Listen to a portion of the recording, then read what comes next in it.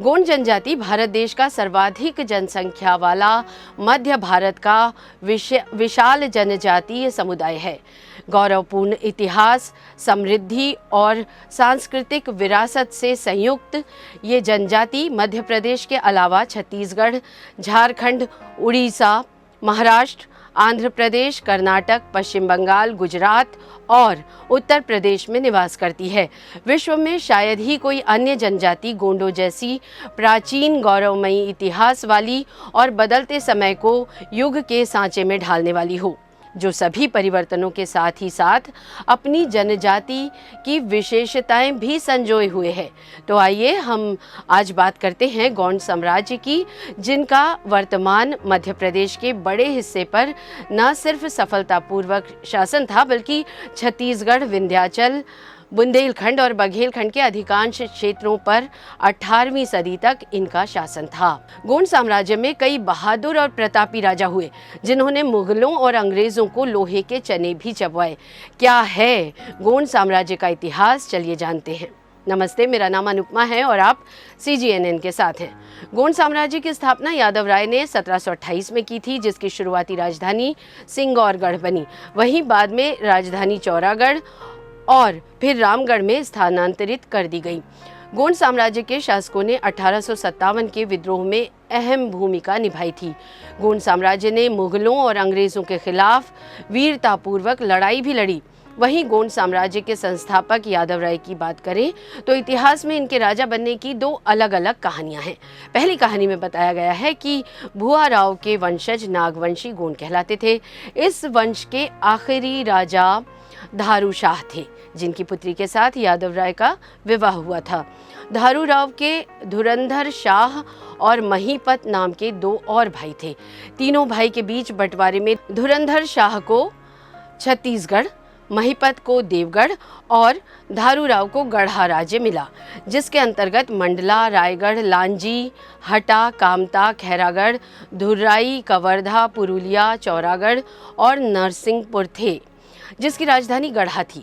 वहीं दूसरी कहानी के अनुसार ये कहा जाता है कि यादव राय गोदावरी नदी के तट पर स्थित सेहल गांव के निवासी जोध सिंह के पुत्र थे।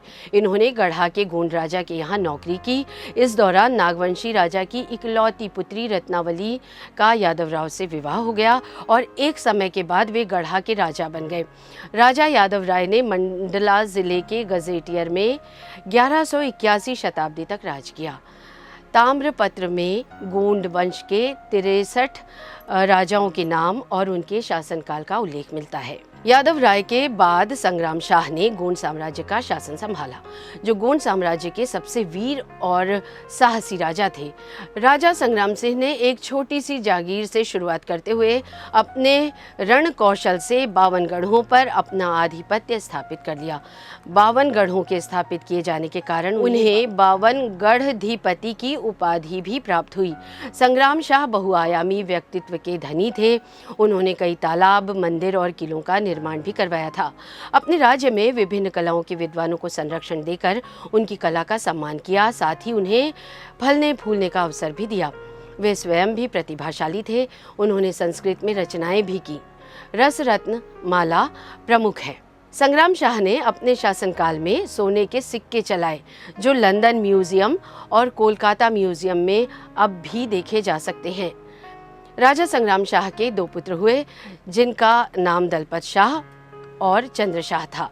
संग्राम शाह की मृत्यु के बाद उनका बड़ा बेटा दलपत शाह सिंहासन पर बैठा। दलपत शाह सुंदर, शूरवीर और विद्वान था। दलपत शाह का विवाह चंदेर वंश की कन्या दुर्गावती से हुआ। विवाह के कुछ साल बाद दलपत शाह और दुर्गावती के यहाँ वीर नारायण नामक पुत्र ने जन्म लिया। सन 1548 में जब वीर नारायण 5 साल का था, तब उसके पिता दलपत शाह की मृत्यु हो गई, जिसके बाद 5 साल के वीर नारायण को राजा घोषित कर रानी दुर्गावती ने शासन प्रबंध संभाला। रानी दुर्गावती के शासन को गोंडवाना का स्वर्णिम युग कहा जाता है। रानी दुर्गावती के काल में 3 आक्रमण हुए थे। मालवा के शासक बाज बहादुर, मणिपुर के मुगल सूबेदार आशफ खां और मियामा अफगानों ने रानी दुर्गावती के साम्राज्य पर आक्रमण कर दिया। रानी दुर्गावती ने भी खूब लोहा लिया। अपनी वीरता का परिचय देते हुए मालवा के शासक बाज बहादुर और मियामा अफगानियों को युद्ध में हरा दिया, लेकिन मुगल सूबेदार आशफ खां से युद्ध में उनकी हार हो गई और इस दौरान 1694 शताब्दी में उनकी मृत्यु हो गई। रानी दुर्गावती वीरगति को प्राप्त हो गईं और उनका पुत्र वीर नारायण भी मारा गया। रानी के मारे जाने के बाद गोंड साम्राज्य पूरी तरह से कमजोर पड़ गया। वीर नारायण की मृत्यु के बाद उसके चाचा चंद्रशाह राजा बने। इस दौरान मुगलों और मराठों के दबाव बढ़ते चले गए। वहीं हृदय शाह इस वंश का एक और प्रतापी राजा हुआ, जिसने बुंदेलों पर आक्रमण कर जुझर सिंह को हराया। वहीं हृदय शाह की मृत्यु के बाद जैसे कि गोंड साम्राज्य का लगभग पतन हो गया, जिसके बाद मुगलों से लेकर मराठों तक के राज्यों में गोंडों ने प्रशासनिक जिम्मेदारियां संभाली। लेकिन गोंड साम्राज्य जिस विकास के क्रम में आगे बढ़ चुका था, सामाजिक टूटन का शिकार होकर रह गया। इस दौरान कंदमूल और शिकार पर आश्रित रहने वाले गोंड कई वर्गों में बंट गए। गोंडों की 50 से ज़्यादा उपजातियां हैं। एक वर्ग राजपुरुष का हो गया और दूसरा सामंतों का, जो शासन छिन जाने पर स्थायी कृषक बनकर जीवन यापन करने लगे। बता दें कि इतिहास में गोंड साम्राज्य के राजाओं ने बड़े बड़े मुगल सम्राटों और अंग्रेज़ों से लोहा लिया था, जिसका सबूत आज भी कई जगहों पर मिलता है। वहीं रानी दुर्गावती की बात करें तो उन्होंने भी कई राजाओं को युद्ध में परास्त किया था, लेकिन मुगलों से युद्ध के दौरान उनकी लड़ते लड़ते मृत्यु हो गई और गोंड साम्राज्य का पतन होना शुरू हो गया। फिलहाल अभी भी छत्तीसगढ़ सहित पूरे देश में गोंड जनजातियों का बड़ा समुदाय निवास करता है, जो खेती और पशुपालन कर अपना जीवन यापन करते हैं। गोंड साम्राज्य की साहस, वीरता और बलिदान से जुड़ी ये कहानी आपको कैसी लगी, हमें कमेंट करके ज़रूर बताइएगा।